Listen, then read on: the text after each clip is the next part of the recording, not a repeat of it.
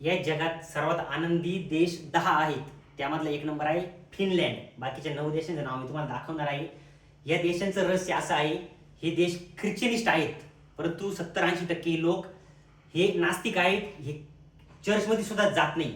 आता हे नास्तिक आहेत म्हणून आनंदी आहेत की आनंदी आहेत म्हणून नास्तिक आहेत, हे तुम्ही स्वतः शोधायचंय. आपण आपल्या आयुष्यात आनंद मिळवण्यासाठी रात्रंदिवस कष्ट करत असतो, पळत असतो, पण आपल्याला आनंद मिळतो का? तर नाही मिळत. तथागत गौतम बुद्धांनी आपल्या देशाला नास्तिक होण्याचं आवाहन केलं होतं, पण ते कुणी जास्त लोकांनी पाळलं नाही. पण तरीही कुणी आनंदी झालं नाही.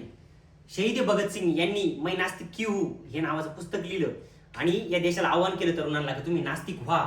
शहीद भगतसिंगांनी सांगितलं होतं, आमच्या शीख धर्मामध्ये दाढी, डोकी आणि मिशीचे केस हे पावित्र्य मानलं जातं, परंतु या देशासाठी ते जर अर्पण करण्याची वेळ येईल तर मी ते सुद्धा काढून द्यायला तयार आहे. मी कोणाला म्हणणार नाही तुम्ही आस्तिक व्हा किंवा नास्तिक व्हा, पण जर आनंदी व्हायचं असेल तर भगतसिंग, गौतम बुद्ध आणि या 10 देशांचा आपल्याला अभ्यास करावाच लागेल.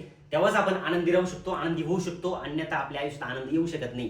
2014 पासून आपल्या संपूर्ण देशांनी आस्तिक होण्याचा प्रयत्न केला, भरपूर आस्तिक होण्याचा प्रयत्न केला, पण या प्रयत्नामध्ये 12 वर्षामध्ये आपला देश आपण कोणत्या थराला नेऊन ठेवलाय, आपल्या देशाची अवस्था काय झालेली, आपल्या देशामध्ये अर्थव्यवस्थेचं काय वाटोळ झालेली, आपल्या देशात शेतकऱ्याचं काय वाटोळ झालेली, आपला देश आज आनंदी आहे का हे आपण शोधायला हवं. या आनंदी देशांच्या सर्वेमध्ये आपला देश 116 नंबरला येतोय. मग मी आवाहन नाही करणार तुम्हाला आस्तिक व्हा किंवा नास्तिक व्हा, पण ह्या गोष्टीचा तुम्ही अभ्यास करा आणि स्वतः विचार करा आपण कोणत्या मार्गाने जायला हवं. आता काही जण येऊन मला म्हणतील की तू कपाळाला गंध लावला आणि तू आम्हाला आस्तिक नास्तिक त्याच्या गोष्टी शिकवतो का? तर कपाळाला गंध लावला याचं कारण माझ्या चेहऱ्याला सुंदर दिसतो म्हणून मी लावला. मी आस्तिक आहे किंवा नास्तिक आहे म्हणून नाही लावलेला. नमो बुद्धाय, जय शिवराय, क्रांतिकारी, जय भीम.